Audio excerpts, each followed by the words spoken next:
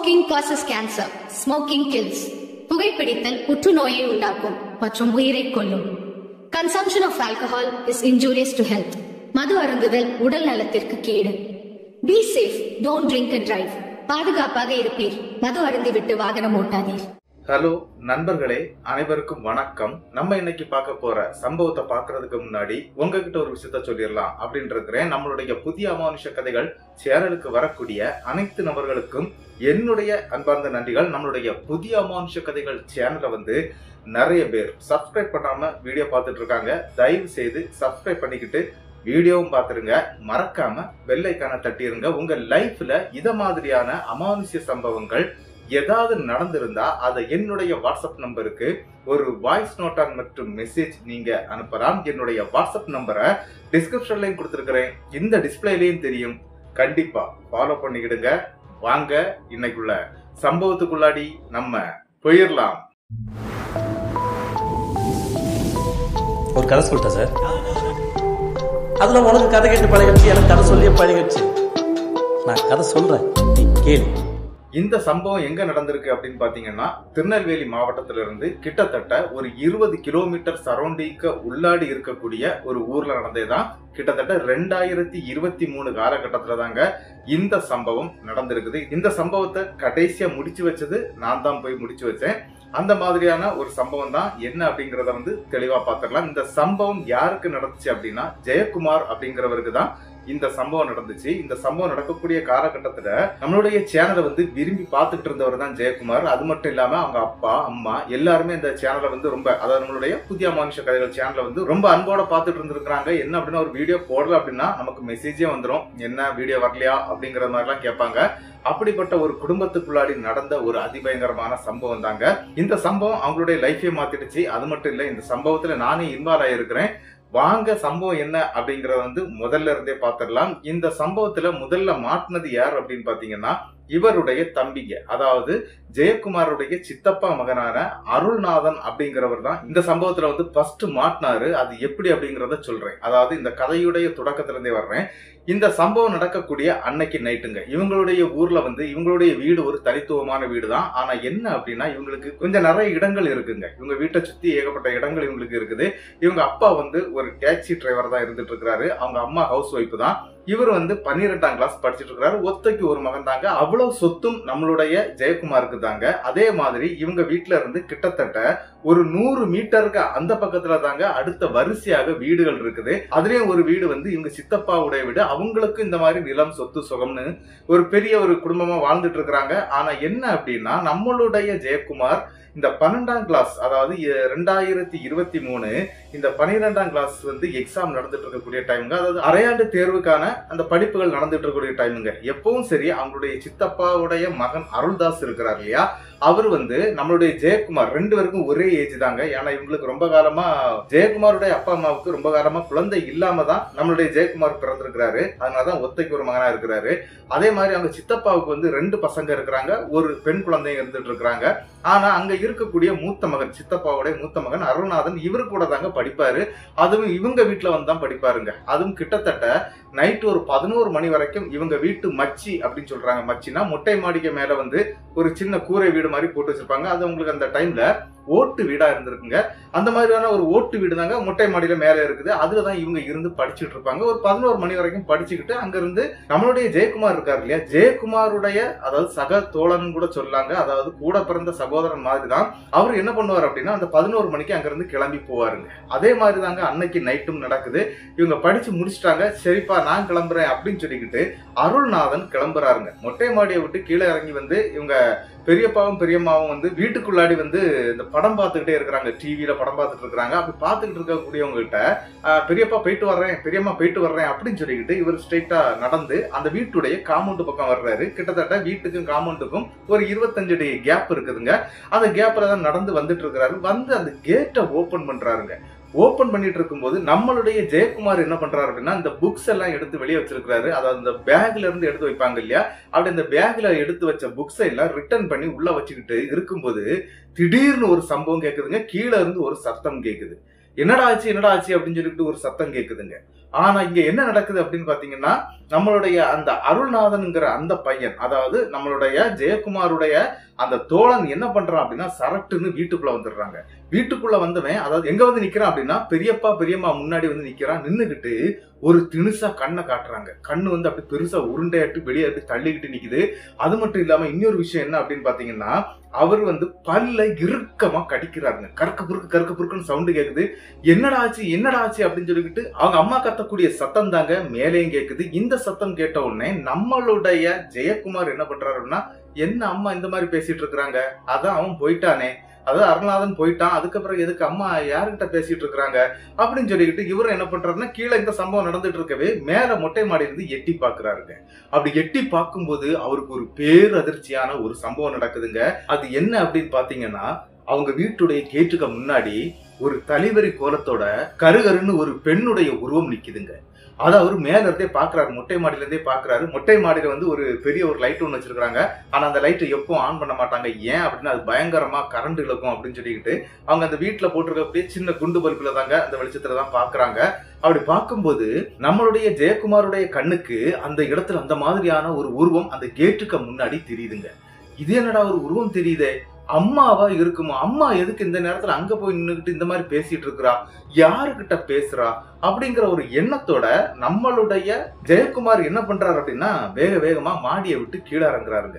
அப்படி கீழே இறங்கி பார்க்கும்போது அவங்க அம்மா உள்ள பேசக்கூடிய சத்தம் கேக்குது. எங்க வீட்டுக்குள்ளாடி அருள்நாதன் வந்து இப்படி மயக்கம் போட்டு அப்படி கீழே விழுந்துடுறாருங்க. அவரை வந்து நம்மளுடைய ஜெயக்குமாருடைய அப்பாவும் அம்மாவும் எழுப்பதுக்கு முயற்சி பண்றாங்க. அப்படி முயற்சி பண்ணும்போது இந்த சத்தம் கேக்குதுங்க.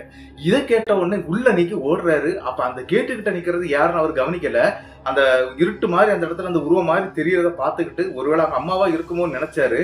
ஆனா இங்க வீட்டுக்குள்ள சத்தம் கேட்டதுனால நம்மளுடைய ஜெயக்குமார் என்ன பண்றாரு அப்படின்னா, விருட்டுன்னு வீட்டுக்குள்ள வந்துடுறாருங்க. வீட்டுக்குள்ள வந்து பார்க்கும்போது அப்பாவும் அம்மாவும் தன்னுடைய அந்த சக தோழனை வந்து அப்படியே மடியில போட்டு வச்சிருக்காங்க. சகோதரனை இந்த மாதிரி படுக்க வச்சிருக்காங்களே, என்னமா ஆச்சு அப்படின்னு சொல்லி கேட்கும்போது, இவன் வெளியே போனான்டா, நான் வீட்டுக்கு போறேன்னு சொல்லிட்டு கிளம்புறான், திடீர்னு ஓடி வந்துட்டான் வீட்டுக்குள்ளாடி. வந்தவன் இந்த மாதிரி கண்ணெல்லாம் உருட்டிக்கிட்டு பல்லையெல்லாம் கடிச்சுக்கிட்டு இருந்தான்டா, என்னடான்னு கேட்கறதுக்கு முன்னால மயங்கி கீழே விழுந்துட்டான், அவனுக்கு கொஞ்சம் தண்ணி தெளிக்கணும்டா அப்படிங்கிற மாதிரி அவங்க அம்மாவும் சொல்றாங்க. சரின்னு சொல்லிக்கிட்டு வேகமா தண்ணீர் எடுத்து தெளிக்கவும் படுது. கொஞ்ச நேரம் ஆயிருதுங்க. அதாவது ஒரு 10 நிமிஷத்துக்கு மேல ஆயிருது அவரு கண் முழிக்கிறதுக்கு. முழிச்ச பிறகுதாங்க கேக்குறாங்க, என்னடா ஆச்சு, ஏன்டா இப்படி ஓடி வந்த, ஏன்டா இப்படி பண்ணுன அப்படின்னு சொல்லும்போது அப்பந்தாங்க அவரு ஒரு விஷயத்த சொல்றாரு. அருள்நாதனுக்கு அந்த டைம்ல அங்க என்ன நடந்துச்சு அப்படிங்கறத சொல்றாருங்க. அருள்நாதன் மேல இருந்து விருட்டுன்னு கீழே இறங்கி வந்து அந்த பெரியப்பா பெரியம்மா போயிட்டு வர்றேன் அப்படின்னு சொல்லிக்கிட்டு இந்த கேட்டு பக்கம் வந்தார் இல்லையா, அப்படி வரும்போது கேட்டை ஓபன் பண்ணிருக்கிறாருங்க. அப்படி கேட்டை ஓபன் பண்ணும்போது கீழ் பக்கத்துல ஒருத்தர் என்ன பண்ணிருக்கிறாரு அப்படின்னா, தலை விளையாட்டு மூடுனது மாதிரி உட்கார்ந்து இருந்திருக்கிறாங்க. அது ஒரு பெண் மாதிரி தான் தெரிஞ்சிருக்குது. இது யாருடா இந்த நேரத்துல இந்த இடத்துல வந்து உட்கார்ந்து இருக்கிறது அப்படின்னு யோசிச்சுக்கிட்டு இவர் கேட்டை ஓபன் பண்ணாரு பாத்தீங்களா. சரி, எதுக்கு நம்ம பெரியம்மா கிட்ட போய் சொல்லிடலாம் அப்படின்னு சொல்லி ரிட்டன் கேட்டை அடைக்கும் போது இவருடைய காலை அவர் வெளியே வச்சுட்டாரு. அந்த காலை பிடிச்சிருதுங்க. பிடிச்ச உடனே இவர் கத்த ஆரம்பிச்சிருக்கிறாரு. இவரால் கத்த முடியல, சத்தமே வெளியே வரல. அப்படி கெதி இறங்கிட்டாரு. உடனே அந்த உருவத்தை எட்டி உதைக்க ஆரம்பிச்சிருக்கிறாரு. ஆனா அந்த உருவத்தினுடைய உடம்புல வந்து இவருடைய காலடி படவே இல்லைங்க.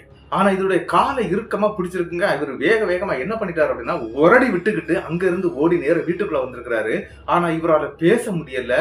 அந்த இடத்துல அவருக்கு என்ன செய்யன்னே தெரியல. அந்த இடத்துக்கு வந்த உடனே அவருக்கு மயக்கவும் ஏற்பட்டிருக்குது. இந்த விஷயத்த அப்படியே சொல்றாரு. உடனே நம்மளுடைய ஜெயக்குமார் என்ன சொல்றாரு அப்படின்னா, ஆமாப்பா, நான் இப்ப படிக்கட்டு இறங்கி வரும்போது ஒரு விஷயத்த பார்த்தேன். நம்ம கேட்டுக்கு முன்னால ஒரு நட்டத்துக்கு ஒரு பெண்மணி மாதிரியான ஒரு உருவம் நின்றுட்டு இருந்தது. நான் அம்மா தான் நினைச்சேன், ஒருவேளை அம்மா தான் கூப்பிட்ட மாதிரி சத்தம் கேட்டுச்சு, அதனால அம்மா தான் நினைச்சேன் அப்படின்னு சொல்லிக்கிட்டு ஜெயக்குமார்னு சொல்றாரு. அப்படின்னு சொல்லி ஜெயக்குமார் சொன்ன உடனே அவங்க அப்பா என்ன பண்றாரு அப்படின்னா, அந்த ஒரு பெரிய லைட் இருக்கு அப்படின்னு நான் சொன்னேன் இல்லையா, அந்த மொட்டை மாடியில வச்சிருக்காங்கன்னு, அந்த லைட்டை ஆன் பண்ணி விடுறாருங்க. அந்த லைட்டை ஆன் பண்ணி விட்டுக்கிட்டு அவங்க அப்பா வெளியே வந்து பார்க்கும்போது அங்க யாரும் இல்லைங்க, ஒரு அணக்காவி கூட இல்லை, எந்த பிரச்சனையும் இல்லை. உடனே அவங்க அப்பா என்ன பண்றாரு அப்படின்னா, அவங்களுடைய குடும்பத்துல வந்து இந்த சிவசுடலை மற்றும் இசைக்கியம்மனை தாங்க குலதெய்வமா வழிபட்டுட்டு வந்துட்டு இருக்கிறாங்க. அவங்களுடைய உருவ போட்டோக்கள் வந்து அவங்க வீட்டுல இருக்குது, பூஜை அறையில வச்சிருக்கிறாங்க. அதுல இருந்து திருநீர் எடுத்து போட்டுட்டு, ஒன்னும் பிரச்சனை இல்லப்பா, இன்னி எதுவுமே நம்மள ஒன்னும் பண்ணாது அப்படிங்கிற மாதிரி சொல்லிக்கிட்டு இந்த அருள்நாதனை வந்து அங்க இருந்து வேக வேகமா அவங்க தம்பி வீட்டுலயும் கொண்டு விடாதுக்கு அவர் போறாருங்க. அப்படி போகும்போது அவர் கையில ஒரு பெரிய டார்ச் லைட் எடுத்துட்டு போறாரு.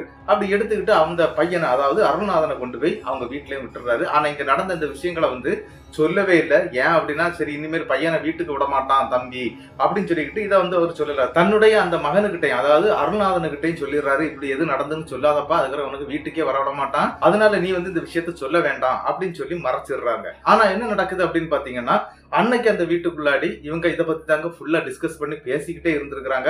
என்னதான் இருக்கும், ஏதா இருக்கும், நம்ம வீட்டுக்கு முன்னால எப்படி இப்படி ஒண்ணு வந்துருச்சு அப்படிங்கிற மாதிரி பேசிட்டே இருக்கிறாங்க. சரின்னு சொல்லிக்கிட்டு மணி ஒரு 12:30 நெருங்குதுங்க. எல்லாரும் ஆல்ரெடி சாப்பிட்டுட்டாங்க, அதனால போய் தூங்குங்க அப்படின்னு சொல்லிக்கிட்டு 3 பேருமே அவங்க ரூம்ல தூங்க ஆரம்பிச்சிடுறாங்க. அப்படி தூங்கிக்கிட்டே இருக்கும் போதாங்க இன்னி ஒரு சம்பவம் நடக்குது. நள்ளிரவு நேரம் கிட்டத்தட்ட ஒரு 2 மணி இருக்குங்க. அந்த நேரத்துக்கு வீட்டுக்கு முன்னால இந்த ராப்பாடின்னு சொல்லுவாங்க பாத்தீங்களா, அந்த மாதிரி ஒரு நபர் வந்து வெளியே இருந்து இந்த உடுக்கை அடிச்சுக்கிட்டு சில விஷயங்களை அந்த வீட்டுக்கு சொல்றாருங்க. இந்த வீட்டுக்கு ஒரு பெரிய பிரச்சனை வந்திருக்குது, அந்த பிரச்சனையை உடனே தீர்த்துருங்க, இல்லைன்னா உங்க குடும்பமே காலி ஆயிரும் அப்படிங்கறது மாதிரி அந்த உடுக்கை எடுத்துக்கிட்டு அந்த ராப்பாடி சொல்லிக்கிட்டு அங்கிருந்து போயிடுறாருங்க. சரின்னு சொல்லிக்கிட்டு அந்த விஷயத்த வந்து அவங்க அப்பா தான் தெளிவா கேட்டிருக்கிறாரு, நம்மளுடைய ஜெயக்குமாருடைய அப்பா. சரி என்னதோ ஒண்ணு வந்திருக்குது, நம்ம இதை கவனிக்கணும் அப்படின்னு சொல்லிக்கிட்டு அவரும் அதை பெருசா எடுத்துக்கலைங்க, கொஞ்சம் லூஸ்ரே தாங்க விட்டுறாரு. ஆனா என்ன நடக்குது அப்படின்னு பாத்தீங்கன்னா, மறுநாள் காலையில நம்மளுடைய ஜெயக்குமார் எழும்பி பரீட்சைக்காக கிளம்பிட்டு இருக்கிறாரு. அந்த நேரத்துல சொல்றாரு என்ன அப்படின்னா, போற வழியில தாண்டா நம்மளுடைய சிவசுடரை மற்றும் இசக்கியம்மன் இருக்கிறாங்க, அந்த கோவிலுக்கு போய் சாமி கும்பிட்டுட்டு போடா, எதுவுமே நம்மள ஒண்ணும் பண்ணாது அப்படிங்கறது மாதிரி சொல்லி அனுப்பியும் விடுறாங்க. கிட்டத்தட்ட 3 நாளைக்கு எந்த பிரச்சனையும் அந்த இடத்துல இல்லைங்க. நம்மளுடைய ஜெயக்குமாருடைய வீட்டுக்கு அவருடைய தம்பி வரவே இல்லை. ஏன் வரல அப்படிங்கிற மாதிரி இவருக்கு மனசுக்குள்ள ஒரு கேள்வி இருந்துகிட்டே இருக்குது. ஏன்னா இந்த பிரச்சனை நடந்ததுல இருந்து அந்த பையனுக்கு காய்ச்சல் அதிகமா இருக்குது அப்படிங்கறது மாதிரியான ஒரு பேச்சு அடிபட்டு இருக்குது. அதனால நம்மளுடைய ஜெயக்குமார் என்ன பண்றாரு அப்படின்னா, சரிப்பா நான் இன்னைக்கு அங்க போய், அதாவது நம்ம ஜெயக்குமாரை விட அருள்நாதன் வந்து ஒரு 3 மாசத்துக்கு இழப்பாங்க, அதனால என்ன பண்றாருன்னா தம்பியை போய் பார்த்துட்டு வந்துடுறேன் அப்படின்னு சொல்லிக்கிட்டு அங்க போறாரு. அப்ப போகும்போது கையோட அவருக்கு தேவையான புக்ஸையும் எடுத்துக்கிட்டு தாங்க அங்க போறாரு. அங்க போகும்போது தம்பி கொஞ்சம் காய்ச்சலோட தான் இருந்துட்டு இருக்கிறாரு. தம்பி இந்த விஷயத்த வந்து வீட்டை சொல்லிட்டாருங்க. ஆனா என்ன அப்படின்னா, அதனாலதான் அருள்நாதனுடைய அப்பா வந்து நம்மளுடைய ஜெயக்குமாருடைய வீட்டுக்கு அனுப்பவே இல்லைங்க. இந்த விஷயம் அங்க போனோன்னு தெரியுது. சரி நானும் தம்பியை இங்க இருந்தே படிக்கிறோம் அப்படின்னு சொல்லிக்கிட்டு அன்னைக்கு அவங்க ரூமுக்குள்ள இருந்தாங்க, படிச்சுக்கிட்டு இருக்கிறாங்க. அப்படி 2 பேரும் ரூமுக்குள்ள இருந்து படிச்சுக்கிட்டு இருக்கும்போது ஒரு சம்பவம் நடக்குதுங்க. என்ன அப்படின்னா, எதிர்த்தாப்புல இருக்கக்கூடிய அருள்நாதன் திடீர்னு கைகளை இந்த மாதிரியாக அப்படியே பிரட்டிக்கிட்டே திருப்புறாருங்க. ஏன்டா கையை திருப்பிட்டே இருக்கிற, இது ஏன்டா உனக்கு இந்த பழக்கம் அப்படின்னு சொல்லி கேட்கிறாருங்க நம்மளுடைய ஜெயக்குமார். அப்படி கேட்கும்போது, நான் திருப்பலியே, கை நன்றாக தான் இருக்குது அப்படின்னு சொல்லிட்டு நீட்டி நீட்டி காட்டுறாருங்க. ஆனா இவர் படிச்சுக்கிட்டே இருக்கும்போது திடீர்னு பார்க்கும்போது அவருடைய இடது கை இல்லைன்னா வலது கை, ஏதாவது ஒரு கை வந்து அப்படி பின்பக்கமா திரும்புங்க. அப்படி திரும்பும் போது இவருடைய தலையும் சேர்ந்து ஒரு மாதிரி இந்த வெட்டு வரும் பார்த்திருக்கீங்களா, அந்த மாதிரி மெல்ல மெல்ல திரும்புறதையும் பார்க்கலாம். அந்த மாதிரி பார்க்கவும் செய்யறாருங்க. என்னடா இந்த பையன் ஒரு வித்தியாசமா பண்ணிட்டு இருக்கிறான், என்னடா ஆச்சு அப்படின்னு சொல்லிட்டு மறுபடியும் இருக்கிறாருங்க. இல்லையே நான் ஒண்ணு இல்லையே, நான் சும்மா தான் இருக்கிறேன், நான் படிச்சுட்டு தானே இருக்கிறேன் அப்படின்னு சொல்லும்போது, இல்லடா நீ படிப்பை டக்குன்னு நிப்பாட்டிக்கிட்டு திடீர்னு தலையை வந்து ஏதாவது ஒரு பக்கம் திருப்புற, கை வந்து ஒரு சைஸா திரும்புது, அது எதுனால அப்படின்னு சொல்லி கேட்கிறாருங்க. இல்லப்பா எந்த இதுவும் இல்ல, நான் சும்மா தாண்டா இருந்து படிச்சுட்டு இருக்கிறேன் அப்படின்னு சொல்லிக்கிட்டு நம்மளுடைய ஜெயக்குமார் கிட்ட அருள்நாதன் எடுத்து சொல்றாருங்க. ஆனா இவருக்கு பார்க்கும்போது அது இடையில இந்த மாதிரியான சம்பவங்களை பண்ணிட்டு தாங்க இருக்குது. இவருக்கு ஒரு டவுட் உண்டாயிருது, ஒருவேளை அந்த மாதிரி ஏதாவது இவனுடைய உடம்புக்குள்ளாடி இருக்கிறதுக்கு வாய்ப்பு இருக்குமோ அப்படிங்கிற ஒரு எண்ணத்தோட நம்மளுடைய ஜெயக்குமார் கொஞ்ச நேரம் இருக்கிறாரு. ஒரு 1/2 மணி நேரம் தம்பி கூட இருந்து படிச்சுக்கிட்டு போயிடலாம் அப்படின்னு சொல்லிட்டு தான் இருந்துட்டே இருக்கிறாரு. ஆனா இவர் பண்ணக்கூடிய அந்த சேட்டையெல்லாம் பார்க்கும்போது ரொம்பவே அவருக்கு கொஞ்சம் பயமா இருக்குதுங்க. அங்க இருந்து வேகமா கிளம்பிடலாம் அப்படின்னு சொல்லி பிளான் பண்ணிக்கிட்டு வெளியே வந்துடுறாரு. ரூமை விட்டு வெளியே வந்து சித்தி கிட்ட சொல்றாரு, இந்த மாதிரி தம்பி ஒரு மாதிரி பண்ணிட்டு இருக்கிறான், என்னன்னு பாருங்க அப்படின்னு சொன்னா, அங்க சித்தி ஆல்ரெடி இவங்க மேல பயங்கர கோபத்துல இருந்திருக்கிறாங்க. என்ன அப்படின்னா, இந்த விஷயம் நடந்தது இவங்க சொல்லவே இல்லை இல்லையா, இந்த பையன் சொல்லிட்டான், அதனால உங்க வீட்டுல வந்த பிறகுதான்டா அவன் இந்த மாதிரி இருந்துட்டு இருக்கிறான், அது என்னன்னே தெரியல, அது யானுன்னு தெரியல அப்படிங்கிற மாதிரி கத்தி கொஞ்சம் கூப்பாடெல்லாம் போட்டுறாங்க நம்மளுடைய ஜெயக்குமார் கிட்ட. ஜெயக்குமார் அங்கிருந்து அழுதுகிட்டே வந்துட்டாங்க. என்ன அப்படின்னா, இந்த சித்தி இந்த மாதிரி ஒரு நாளும் பேசுனது கிடையாது, திடீர்னு மூஞ்சில் அடிச்ச மாதிரி இந்த வார்த்தையை விட்ட உடனே அவருக்கு மனசளவுல ரொம்ப நொந்து போயிடுறாரு. அங்க இருந்து வேகமா வீட்டுக்கு வந்துடுறாருங்க. வீட்டுக்கு வந்த உடனே அவங்க அப்பா வந்து அன்னைக்கு டியூட்டிக்கு போகல, அவர் வீட்டுலதான் இருக்கிறாரு. வந்த உடனே எல்லா விஷயத்தையும் சொல்லிடுறாரு. தம்பி இந்த மாதிரி வீட்டுல எல்லாம் சொல்லிட்டான், சித்தி இந்த மாதிரி என்ன திட்டாங்க அப்படின்னு சொல்லி எல்லா விஷயத்தையும் சொன்னோன்னே, சரி நாளைக்கு காலையில அவனையும் கூட்டிக்கிட்டு இந்த சிவசுடலை கோயிலுக்கு நம்ம போயிடலாம் அப்படின்னு சொல்லிக்கிட்டு இவங்களும் பிளான் பண்றாங்க. மறுநாள் காலையில விடியுதுங்க. விடிஞ்ச உடனே நம்மளுடைய ஜெயக்குமாருடைய அப்பா 2 பேரும் தாங்க அங்க இருந்து அவங்க சித்தப்பா வீட்டுக்கு போறாங்க. சித்தப்பா வீட்டுக்கு போன உடனே அங்க ஒரு பெரிய சம்பவம் நடந்து முடிஞ்சிருக்குது. என்ன அப்படின்னு பாத்தீங்கன்னா, கிட்டத்தட்ட நள்ளிரவு 2 மணிக்கு அருள்நாதன் அப்படிங்கிற அந்த பையன் வந்து வீட்டுல இருக்கக்கூடிய ஃபேன்ல அப்படி தொங்கிட்டே இருந்திருக்காங்க. அந்த ஃபேன் சுத்திக்கிட்டே இருக்குது. ஆனா பெருசா சுத்தல, மெல்லமா சுத்துது. இவர் யார் தொங்கும் போது அவரையும் சேர்த்து மெல்லமா அதை சுத்த ஆரம்பிச்சிருக்குது. இந்த மாதிரி சேட்டையெல்லாம் பண்ண ஆரம்பிச்சிருக்காரு. அது மட்டும் இல்லாம இன்னொரு விஷயம் என்ன அப்படின்னு பாத்தீங்கன்னா, வீட்டுல நள்ளிரவு நேரத்துல ரத்தமா வாந்தியும் எடுக்க ஆரம்பிச்சிருக்கிறாருங்க நம்மளுடைய அருள்நாதன். அதனால அவரை வேகமா அங்க பக்கத்துல இருக்கக்கூடிய ஹாஸ்பிட்டல்லையும் கொண்டு சேர்த்துடுறாங்க. அப்படி சேர்த்த பிறகுதாங்க அங்க ஒரு பெரிய விஷயமே தெரிய வருது. என்ன அப்படின்னா, அவருக்கு கேன்சர் வந்திருக்குது அப்படிங்கிற மாதிரி டாக்டர் சொல்றாங்க. அவருக்கு கேன்சர் இருக்குது, பிளட் கேன்சர் அப்படின்னு சொல்றாங்க. வீடே அலற ஆரம்பிச்சிருச்சு. ஆல்ரெடி இந்த மாதிரி ஒரு பிரச்சனை நடந்துச்சு. இப்ப பிளட் கேன்சர் அப்படின்னு சொல்றாங்களே, என்னடா செய்ய போறோம் அப்படிங்கிற ஒரு எண்ணத்தோடையும் பயத்தோடையும் இவங்க எல்லாருமே இருந்துட்டு இருக்கிறாங்க. அந்த நேரத்துல அவங்க சித்தப்பா ரொம்ப கோவப்பட்டு ஆக்ரோஷப்பட்டு என்ன பண்றாரு அப்படின்னா, இவங்க நம்ம ஜெயக்குமாருடைய அப்பா இருக்கிறாரு இல்லையா, அவர்கிட்ட வந்து பயங்கரமா சண்டை போடுறாருங்க. ஒன்னாலதான்டா என்னுடைய மகனுக்கு இந்த மாதிரி நேர்ந்தது, நீ எப்படா என் பிள்ளை இந்த மாதிரி விட்டுருக்கலாம் அப்படி இப்படின்னு சொல்லிக்கிட்டு பயங்கரமா சண்டை போடுறாரு. ஆனா அந்த இடத்துல எந்த வார்த்தையும் பேச முடியாம தவிச்சு போய் நிக்கிறாருங்க ஜெயக்குமாருடைய அப்பா. ஆனா என்ன நடந்துச்சு அப்படின்னு பாத்தீங்கன்னா, கிட்டத்தட்ட 2 நாட்கள் போயிருது, 3 நாட்கள் போயிருது. அந்த பிளட் வந்துகிட்டே இருக்குது. பயங்கர பிரச்சனை ஆயிருது. என்ன அப்படின்னா, கேன்சர் அப்படின்னு சொன்னதுனால எல்லாரும் பயப்பட ஆரம்பிக்கிறாங்க. அங்க இருந்து பெரிய ஹாஸ்பிட்டலுக்கு எல்லாம் மாத்தவும் ஆரம்பிக்கிறாங்க. இதெல்லாம் பார்த்து நம்மளுடைய ஜெயக்குமாருக்கு அழுகையே வந்துருதுங்க. ஏன்னா இவங்க 2 பேரும் அந்த மாதிரி அந்யோன்யமா இருக்கக்கூடியவங்க. அவருடைய அழுகையை வந்து கண்ட்ரோல் பண்ணவே முடியலைங்க. கிட்டத்தட்ட என்ன நடக்குது அப்படின்னு பாத்தீங்கன்னா, ஆல்ரெடி அங்க ஒரு ராப்பாடி வந்து பாடிட்டு போனார் இல்லையா, இந்த விஷயங்கள் எல்லாமே அவங்க அப்பாவுக்கு தெரியும். ஆனா இந்த விஷயம் நம்மளுடைய ஜெயக்குமாருக்கும் அவங்க அம்மாவுக்கு தெரியாதுங்க. என்ன நடக்குது அப்படின்னு பாத்தீங்கன்னா, கிட்டத்தட்ட 6 நாட்கள் போயிருது. இந்த 6 நாளைக்கு பிறகுதாங்க ஒரு பிரச்சனை. என்ன அப்படின்னா, பையன் இறந்துருவான், இன்னும் ஒரு 2 நாள் தான் இருக்குது அப்படிங்கிறது மாதிரியான ஒரு பிரச்சனை அங்க ஏற்படுதுங்க. அது மட்டும் இல்லாம இவங்க சிவசுடலை கோயிலுக்கு போய் அங்கேயே முறையிட்டு பாக்குறாங்க. எந்த ஒரு பலனும் அளிக்கல. அது எதனால அப்படிங்கிறது அந்த நேரம் வரைக்கும் அவங்களுக்கு தெரியாது. ஆனா என்ன நடக்குது அப்படின்னு பாத்தீங்கன்னா, கிட்டத்தட்ட பக்கத்து ஊர்ல இருக்கக்கூடிய ஒரு மாந்திரிகரை இவங்க அணுகுறாங்க. அதாவது நம்மளுடைய ஜெயக்குமாருடைய குடும்பம் தான் அணுகுது. அப்படி அந்த அணுகுன அந்த மாந்திரிகர் என்ன பண்றாரு அப்படின்னா, இவங்க வீட்டுக்கும் வர்றாங்க, ஜெயக்குமார் வீட்டுக்கு வர்றாங்க.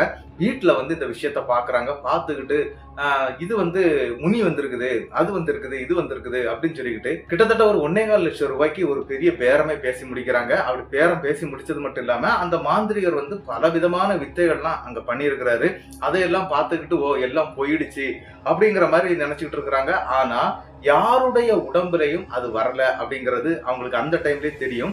இருந்தாலும் அந்த மாதிரி விரட்டிட்டாங்க போல இருக்குது, வராம அப்படி விரட்டி இருக்கிறாங்க அப்படின்னு நினைச்சுக்கிட்டு அவரும் விட்டுறாங்க. ஆனா 1.25 லட்சம் ரூபாய் செலவாக்கின பிறகும் இவங்க வீட்டுக்குள்ளாடி அடுத்தடுத்த பிரச்சனை ஸ்டார்ட் ஆகதாங்க ஆரம்பிச்சிருக்குது. எப்படி அப்படின்னு பாத்தீங்கன்னா, வீட்டுடைய பின்பக்கத்துல வந்து இவங்க கிட்டத்தட்ட ஒரு 5 ஆடுகள் வளர்த்துட்டு இருந்திருக்கிறாங்க. இந்த ஆடுகள் ஒவ்வொன்னா சாக ஆரம்பிச்சிருக்குங்க. ஃபர்ஸ்ட் முதல்ல ஒரு ஆடு செத்து இருக்குது. அதுக்கு பிறகு ஒரு 4 நாளைக்கு பிறகு இன்னொரு ஆடு செத்து இருக்குது. ஆனா இந்த ஆடுகள் சாகக்கூடிய நாளை எல்லாமே அந்த தம்பின்னு சொன்னேன் இல்லையா, அதாவது அருள்நாதனுடைய உடம்பு தேறிட்டு வருங்க. ஒரு ஆடு செத்துதுன்னா அவர் கொஞ்சம் தேறி இருப்பாரு. இப்ப ஒண்ணு சாக மாட்டான் பையன் அப்படிங்கிற மாதிரி சொல்லிடுவாங்களாம். அது இல்லாம அவருக்கு பிளட் மாற்றக்கூடிய அந்த ரத்தம் மாத்துவாங்க இல்லையா, அந்த மாதிரி சிகிச்சைகளும் அளிக்கப்பட்டுட்டு வந்துட்டு இருக்குது. அப்படி செய்துட்டு இருக்கிறதுனாலதான் அவன் உயிரோட இருந்துட்டு இருக்கிறான் அப்படிங்கிற ஒரு எண்ணத்தோடவே இவங்களும் இங்க எல்லாமே பண்ணிட்டு இருக்கிறாங்க. ஆனா என்ன அப்படின்னா, இந்த ஆடுகள் வரிசையாக ஒரு 5 ஆடுகள் இருந்தது. இந்த 5 ஆடுகளும் இறந்துருதுங்க.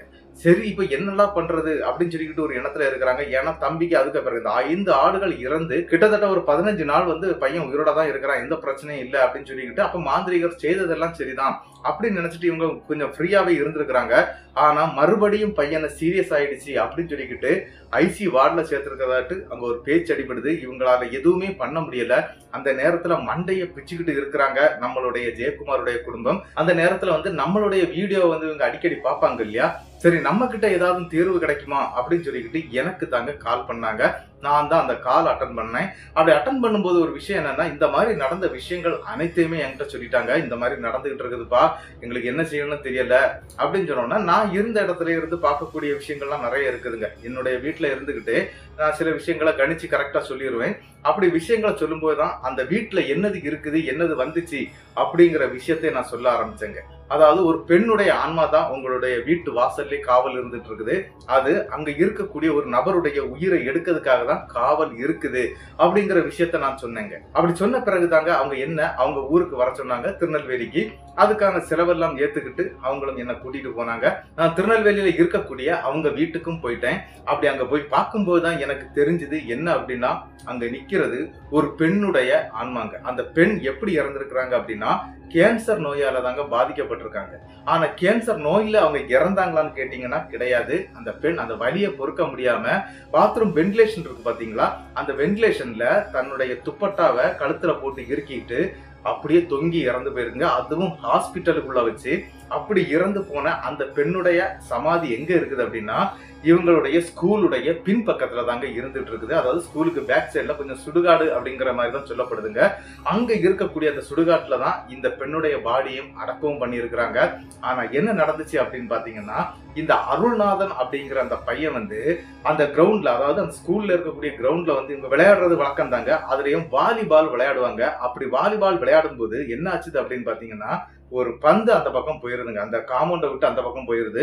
அந்த பந்தை எடுக்கிறதுக்காக நம்மளுடைய அருள்நாதன் அந்த இடத்துக்கும் போறாருங்க. அப்படி அங்க போகும்போது என்ன நடந்துச்சு அப்படின்னு பாத்தீங்கன்னா, பந்து விழுந்த இடத்துல அவர் பாத்துடுறாரு. கரெக்டா அந்த பந்தையும் எடுத்துடுறாருங்க. அப்படி பந்தை எடுத்துக்கிட்டு வரும்போது இந்த இறந்து போன அந்த பெண்ணுடைய கல்லறை இருக்கு பாத்தீங்களா, அந்த கல்லறை பக்கத்துல ஏதோ புதுசா படையல் போட்டு வச்சிருந்திருக்காங்க. அதாவது அந்த பொண்ணுக்கு அந்த 1ஆம் ஆண்டு அஞ்சலின்னு சொல்லிட்டு அந்த படையல் எல்லாம் போடுவாங்க இல்லையா, அந்த மாதிரி படையல் போட்டு அதுல லெக் பீஸ் இருந்திருக்குங்க. கோழியுடைய லெக் பீஸ் இருந்திருக்குது. அந்த லெக் பீஸை தாங்க இவர் பாத்துடுறாரு. பார்த்தது மட்டும் இல்லாம அதை யாருக்கும் தெரியாம அந்த பந்து எடுக்க போற கேப்ல பந்தை உள்ள தூக்கி போட்டுட்டு, அவர் நான் இப்படி சுத்திக்கிட்டு வர்றேன்டா அப்படின்னு சொல்லிக்கிட்டு இவர் என்ன பண்ணிட்டாரு அப்படின்னா, அங்க இருக்கக்கூடிய அந்த லெக் பீஸை எடுத்து சாப்பிட்டுறாருங்க. அந்த லெக் பீஸை சாப்பிட்டது மட்டும் இல்லாம அவர் அங்க இருக்கக்கூடிய கறிகள்லாம் நிறைய இருந்திருக்குது. அதாவது ஆட்டுக்கறி, மாட்டுக்கறி, அப்படி இப்படின்னு சொல்லி நிறைய மீன் வகைகள் வரைக்கும் படைச்சு வச்சிருந்திருக்காங்க. எல்லாத்தையுமே டேஸ்ட் பார்த்துருக்கிறாரு. அப்படி டேஸ்ட் பார்த்தது மட்டும் இல்லாம இவர் என்ன பண்ணிட்டாரு அப்படின்னா, அந்த இடத்துல நம்ம எடுத்தது தெரியக்கூடாது அப்படின்னு சொல்லிக்கிட்டு அந்த கல்லறையில இருக்கக்கூடிய மண்ணை வாரி அப்படியே தூவி விட்டுறாங்க. அப்படி தூவி விட்டுக்கிட்டு இவரும் அந்த இடத்துல மறுபடியும் விளையாட ஆரம்பிச்சிருக்கிறாரு. யாருக்கும் எதுவும் தெரியாது இல்லையா அப்படின்னு சொல்லிட்டு தான் விளையாட ஆரம்பிச்சிருக்கிறாரு.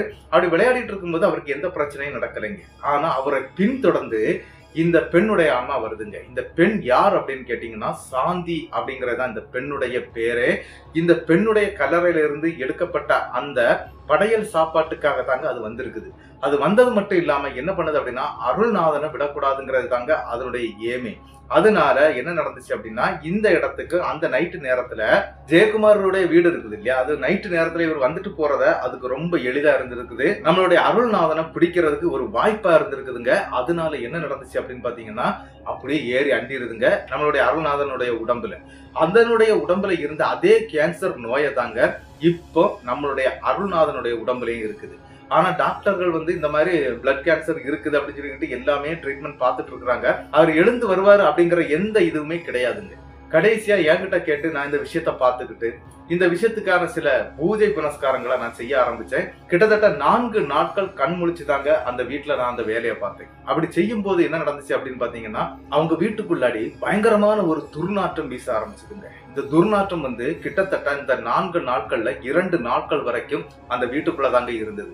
அந்த துர்நாற்றம் வீச வீச நான் இந்த மாந்திரிக பூஜைகளை பண்ண ஆரம்பிச்சேன். அது மட்டும் இல்லாம என் கூட 2 பேர் இருந்தாங்க, என்னுடைய சிஷ்யர்மார்கள் தான். நாங்க 3 பேர்கள் சேர்ந்துதாங்க இந்த மாந்திரிக பூஜையை பண்ண ஆரம்பிச்சோம். கிட்டத்தட்ட என்ன நடந்துச்சு அப்படின்னு பாத்தீங்கன்னா, அந்த அருள்நாதன் அப்படிங்கிற அந்த நபருடைய உடம்புல இருந்து அந்த ஆன்மாவை இங்க வர வச்சோங்க. எங்க அப்படின்னா, ஜெயக்குமாருடைய வீட்டுக்கு வர வச்சோம். வீட்டுக்கு வர வச்சது மட்டும் இல்லாம அத நாங்க ஒரு பாவை அப்படின்னு சொல்லக்கூடிய ஒரு கட்டையில ஆணியால சில மந்திரங்கள் சொல்லப்பட்டு ஆணியால அடிச்சு அந்த ஆன்மாவுடைய ஆட்டத்தை அடக்கிட்டோம்.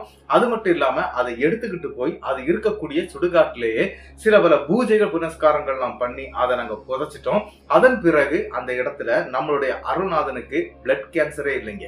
அந்த பிளட் கேன்சர் அப்படியே மாறி போயிடுச்சு. அவங்களுக்கு எப்படி நடந்தது, என்ன நடந்தது அப்படிங்கிற விஷயமே தெரியல. அதாவது அவங்க சித்தப்பாவுக்கு தெரியல. அதன் பிறகு மறுநாள் காலையில், அதாவது கிட்டத்தட்ட 4 நாள் பூஜை முடிச்ச பிறகு அவங்க சித்தப்பாவுக்கு கால் பண்ணி இங்க வர வச்சிருந்தோம். அதே மாதிரி வந்தாரு. வந்துகிட்டு இப்ப அந்த மாதிரியான பிளட் கேன்சர் அவருக்கு இருக்குதா அப்படின்னு செக் பண்ண சொல்லியிருந்தோம். அதே மாதிரி செக் பண்ணி இருக்கிறாங்க. அந்த மாதிரி கேன்சரே இல்ல அப்படின்னு சொல்லிக்கிட்டு ஒரு ரிப்போர்ட்டே வந்துருது. அது மட்டும் இல்லாம நம்மளுடைய அருள்நாதன் நல்லா துள்ளி குதிச்சு நல்லா இருக்கிறாரு. அது மட்டும் இல்லாம அவரை உடனே இங்க வர வைக்கணும் அப்படின்னு சொல்லிக்கிட்டு நான் சொல்லியிருந்தேன். அதே மாதிரி அவங்கள டிஸ்சார்ஜ் பண்ணி கிட்டத்தட்ட அதுக்கு மறுநாள் தாங்க கூட்டிட்டு வந்தாங்க. கூட்டிட்டு வந்து நம்மளுடைய ஜெயக்குமாருடைய வீட்டுல இருந்து தான் அவருக்கும் நான் பார்த்தேன். அது பார்க்கும்போது அவருடைய உடம்பு எல்லாம் கிளியர் ஆயிடுச்சு. அது மட்டும் இல்லாம அவருக்கான சில தாயத்து, அதன் பிறகு அவங்க வீட்டுக்குள்ள வைக்கக்கூடிய எந்திரங்கள், இது எல்லாமே நான் பண்ணி கொடுத்துட்டேன். இப்ப நல்லா இருக்கிறோம் அப்படிங்கறது மாதிரி தாங்க இந்த விஷயத்த எனக்கு சொல்லியிருந்தாங்க. என்ன அப்படின்னா, இந்த கதையை நான் சொல்லக்கூடாது அப்படின்னு தான் நினைச்சு வச்சிருந்தேன். ஆனா அவங்க ரிக்வெஸ்ட் பண்ணி கேட்டதுனாலதான் இந்த கதையை நான் வந்து நம்மளுடைய சேனல்ல நான் போட்டிருக்கிறேன். தயவு செய்து நம்மளுடைய சேனலை வந்து மறக்காம சப்ஸ்கிரைப் பண்ணிடுங்க. நிறைய பேர் சப்ஸ்கிரைப் பண்ணாம போயிட்டு இருக்கிறாங்க. அதே மாதிரி கமெண்ட் பண்றதும் ரொம்பவே குறைஞ்சு போயிடுச்சு. அது மனசுக்கு ரொம்ப வேதனையா தான் இருக்குது. லைக்கும் அந்த மாதிரி தான்.